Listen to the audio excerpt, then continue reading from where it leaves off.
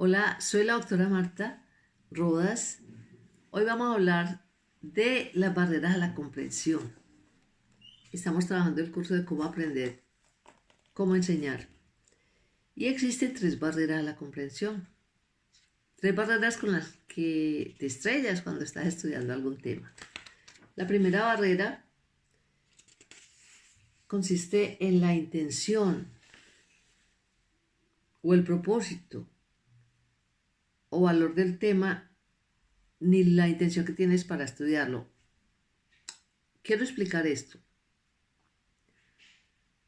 Supongamos que quieres mantener la salud física, empezar a aprender más sobre la alimentación para poder elaborar tus alimentos de manera que puedas mantener tu peso y sentirte más animado porque estás comiendo, en realidad alimentándote, no comiendo, sino alimentándote bien.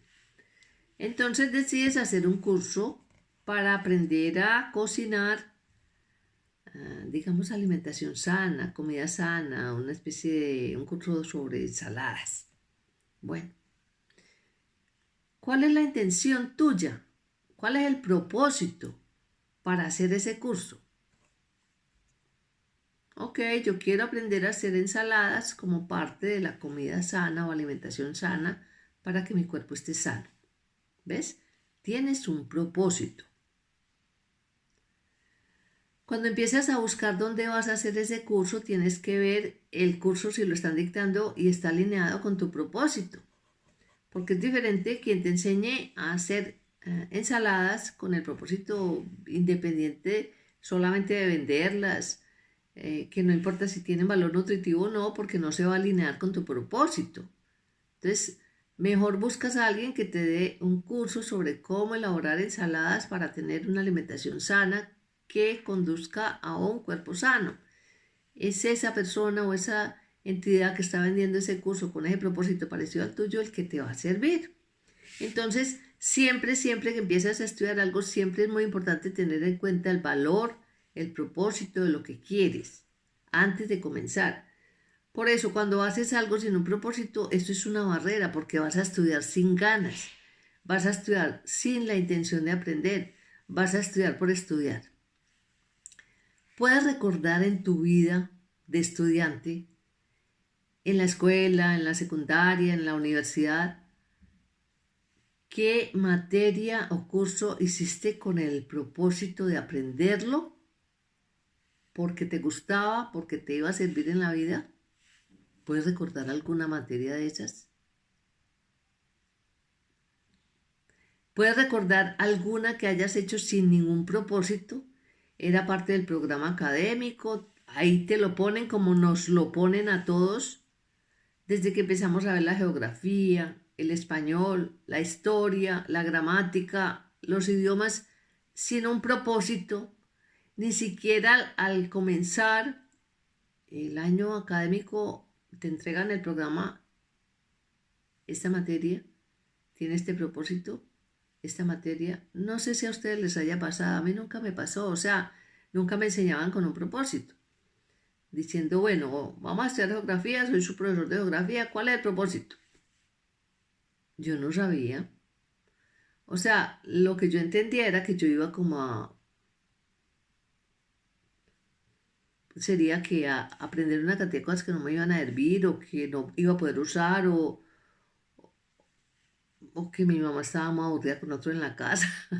Yo, yo nunca entendí el propósito. Más adelante, cuando uno ya empieza una carrera, algunas veces entiende el propósito de por qué elige una carrera, algunas veces. Yo supongo que la mayoría de las veces el propósito no está muy claro. Y dentro de la misma carrera, si la elegiste con un propósito, muchas materias no tienen un propósito. Ah, en fin, quiero que hagas una evaluación de tu estudio, de cómo fue, de si tuviste el propósito y cuál es tu propósito al hacer un curso para aprender a estudiar. Sería interesante saberlo, ¿no?